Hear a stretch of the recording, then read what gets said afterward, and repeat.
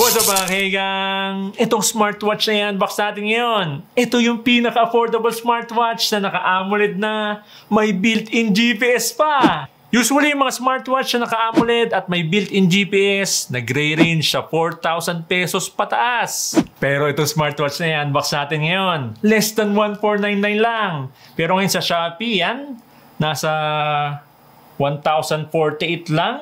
Okay, wag na natin patagalin mga kaigang. Ito ang Colmi P82 smartwatch with built-in GPS. So ito yung packaging niya. Kung makikita nyo, square shape, Apple inspired, no? So yun lang naman mga kaigang, kaya i-unbox na natin to. Okay, slide lang natin. Yun, nandito kagad yung Colmi P82. Yan. Lagay mo natin dito.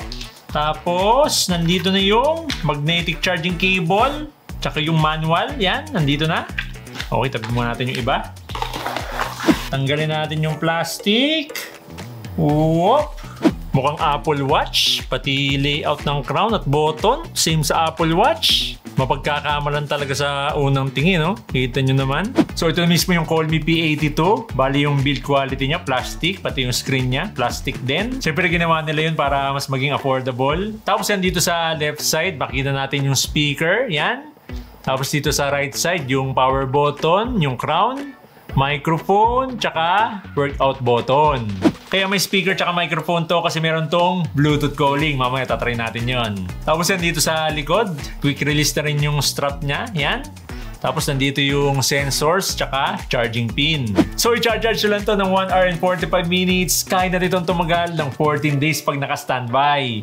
5 to 7 days naman pag average use. Okay mga kaigang, on na natin to. Hold na lang tong power button dito sa right side. Yan.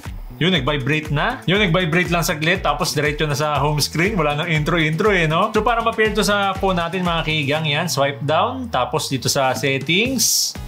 Tapos scroll lang kayo sa baba. Yan. Tap nyo yung about. Tapos yung app download. Tapos scan nyo lang tong QR code para ma-download nyo yung The Fit app. Pero since meron na tayo niyan, yan.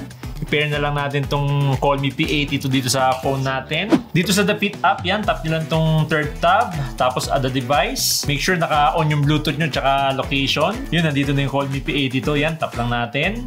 Connecting, nakalagay. Yan, may Bluetooth pairing request. Yan, allow, pair. So yun, may makikita tayo dito. Yan, connected na. Sobrang bilis lang mga kaigang. Okay, mamaya check natin tong The Fit app. Dito muna tayo ngayon sa Colmi P82. So ito na yung home screen niya. Tapos ito yung default na watch face. Animated po. For less than 1,499 lang. Naka 410x502 AMOLED display na to. Grabe, no? Usually mga smartwatch na naka-AMOLED display nasa 2,000 pesos pataas. Pero ito less than 1,499 lang. Oh. Tapos iikot nyo lang yung crown kung gusto nyo palitan ng watch face. Yan. Check nga natin yung iba. Uy, ganda rin to. Iba talaga pag naka-AMOLED no? Ang vibrant, tsaka ang ganda ng blocks. Oh, kitang-kita kahit maliwanag sa studio natin. Nice. Oh, okay, back to default ulit. So yan, pag nag-swipe down tayo, dito natin makikita yung quick settings. Yan, same lang sa phone natin. Yan, except dito sa GPS. So itong EPO update yan, i-connect nyo lang sa phone nyo ng isang beses lang para mas mabilis siya connect sa GPS. So nakalagay dito, date valid for 2 days. Yan, pag na-expire yan, i-connect nyo lang ulit sa phone nyo or i-pair nyo lang ulit sa phone nyo, no? Tapos yan, pag mag-swipe up naman tayo, dito natin makikita yung app notifications. Swipe left naman tayo, yan, yung mga quick apps, activity, sleep, heart rate. Tapos yan, may blood pressure pa, SpO2, blood oxygen, weather.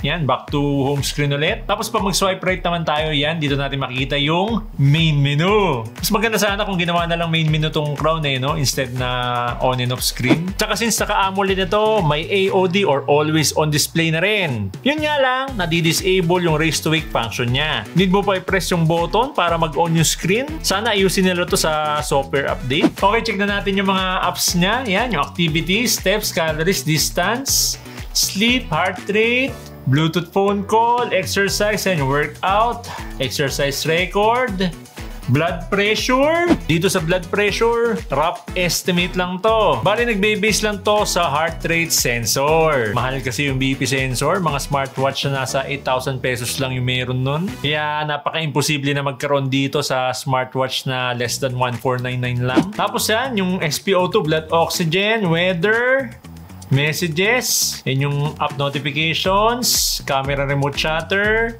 Bluetooth music player, AI voice, timer, alarm, stopwatch, world clock, cycle tracking, yan yung menstrual cycle, find phone, tsaka settings. Tapos check na rin natin yung mga workouts yan. Punta tayo dito sa exercise. So yan, kung mapapansin nyo, nakalagay dito GPS walking, running, cycling. Yan yung mga workout na kailangan ng GPS, no? Yung the rest, hindi naman kailangan. Kagaya nito, badminton, basketball. So yun mga kigang, inuulit ko, kahit hindi nyo nadalhin yung phone nyo pag mag-workout kayo kasi meron na tong built-in GPS. Pag nag-start tayo ng workout, makikita natin dito yung duration, heart rate, steps, pace, calories, at distance. Tapos makikita natin sa exercise records yung map at summary ng workout natin. Kung gusto niyo makita yung full details ng map, mas detailed yung map pag chinek natin sa The Fit app. Surprisingly accurate yung GPS niya in comparison dito sa smartwatch ko na worth 5,000 pesos pataas. IPX7 waterproof na rin to, kaya okay lang malubog at mabasa sa tubig. Punta naman tayo dito sa The Fit app. Available to sa iOS at Android. Dito sa The Fit app yan, pag tinap natin tong first tab, yan makita natin yung steps, sleep, heart rate, blood oxygen, menstrual cycle. So lahat na ng health information natin nandito. Tapos yan, pag tinap natin tong second tab, yan, nandito na yung workout natin. So pwede tayong mag-start ng workout dito. Tapos dito naman sa third tab, yan, makikita natin dito yung Call Me P82 mismo. Dito pwede tayong mag-download ng watch face, yan. Tap nyo lang tong face gallery or pwede tayong mag-customize ng sarili nating watch face. Tapos yan, nandito naman yung app notifications. Bali dito sa app notifications, makikita mo lang yung mga messages, mga notifications sa apps, pero hindi ka pwede mag-reply. Pero buti meron naman Bluetooth calling tong Call Me P82, no? Tapos yan, find device, alarm, world clock, remote camera shutter, favorite contacts yan. Pwede nyo i-add dito para itatap nyo na lang. Tapos dito sa others yan, pwede nyo palitan yung time format kung gusto nyo 12 hours or 24 hours. Yung unit system, language, pwede nyo din baguhin. Tapos dito sa fourth tab yan, makikita natin yung profile natin. Yung maganda dito, pwede natin i-connect sa Google Fit tsaka Strava. Yan o, nandito. Okay mga kaigang, try naman natin tawagin yung phone natin. Yan. Kasi meron tong Bluetooth calling. So punta tayo dito sa Bluetooth calling. Yan. Phone call. Contacts. Yan. Na-add na natin kanina yung phone natin. So itatap na lang natin dito. Yan. Calling. Nakalagay. Hintayin nga natin. So yung mga kaigan, nagre-ring na. Okay? Sagutin nga natin.